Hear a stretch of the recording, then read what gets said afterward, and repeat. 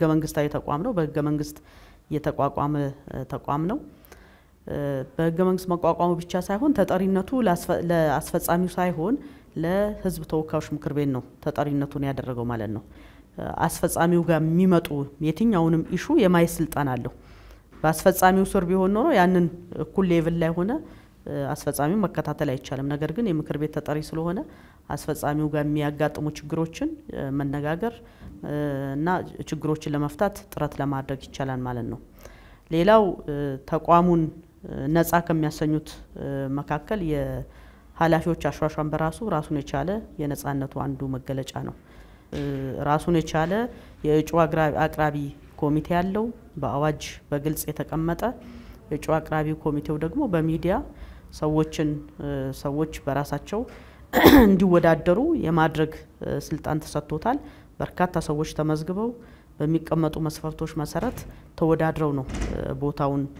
እንዲይዙ የሚደረገው ማለት ነው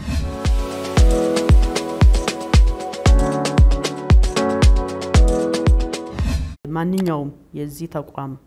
ሰራተኛም ይሁን የዚህ ተቋም ኃላፊዎች የትኛውም የፖለቲካ አባል መሆን አይችሉም ነፃ ነው መሆን ያለባቸው ምክንያቱም የትኛውንም ዜጋ እኩል እንዲያገለግሉ ስለሚፈልግ የተቋሚም ይሁን የገዢውን ፓርቲ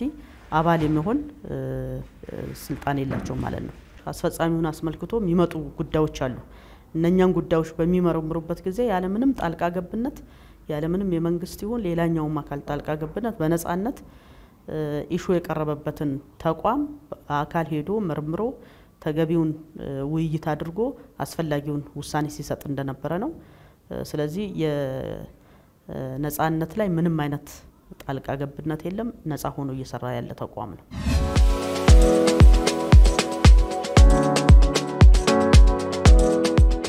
የትኛውም አስተዳደራዊ በደል ደርሶብኛል የሚል አካል ሲመጣ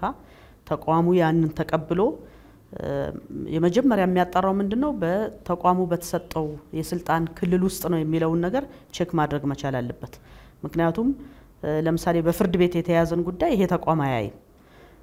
ዋና ኦዲተር የያዘውን ጉዳይ ይሄ ተቋም አያይም በሌሎች በፖሊስ ወይም በመከላከያ በመሳሰሉ የተያዙ ጉዳዮችን ይሄ ተቋም ማየት አይችልም ከነኚህ ውጭ ግን የትኛውም ሰው ፍርድ ቤት ጉዳዩን ከመሄዱ በፊት ጉዳይ በዋና እንባ ጠባቂ በኩል በዋና እንባ ጠባቂ መስሪያ ቤት ሊታይልኝ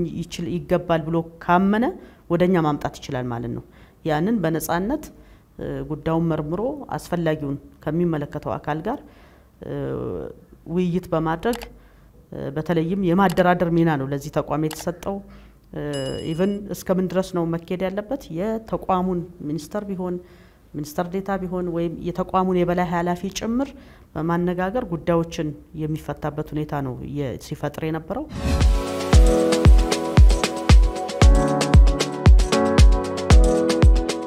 ባለፉት 4 አመታት በጣም በርካታ ሰው ተቋማትን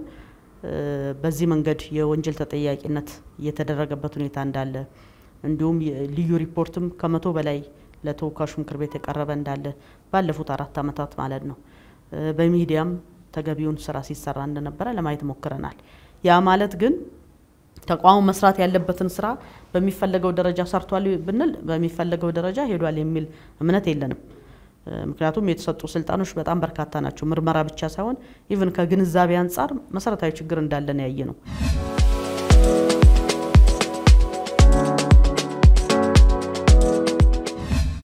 የህዝብ እንባ ጠባቂ ተቋም እውነት ለመናገር ህዝቡ ሊጠቀምበት የሚገባ ትልቅ ተቋም ነው ምክንያቱም አንድ ሰው በአስተዳደር ያጋጠመው ችግር ካለ ፍርድ ቤት ከመሄዱ በፊት ጉዳዩ በእንባ ጠባቂ አማካኝነት እንዲፈታ ማድረግ ቢችል ብዙ ጠቀሜታዎች አሉት አንዱና የመጀመሪያው ምንም አይነት ወጪ ያወጣ እዚህ በመምጣቱ የጠበቃ የምናም ምንለው አይነት ምንም አይነት ወጪ የለም ያለ ምንም ወጪ ጉዳዩ መታየት ይችላል ሁለተኛ ከጊዜ አንፃርም በፍርድ ቤት ሊወስድ የሚችለውን ረጅም ጊዜ ባጠረ ጊዜ ውስጥ በህዝብ እንባ ጠባቂ ተቋም ጉዳዩ ሊታይለት ይችላል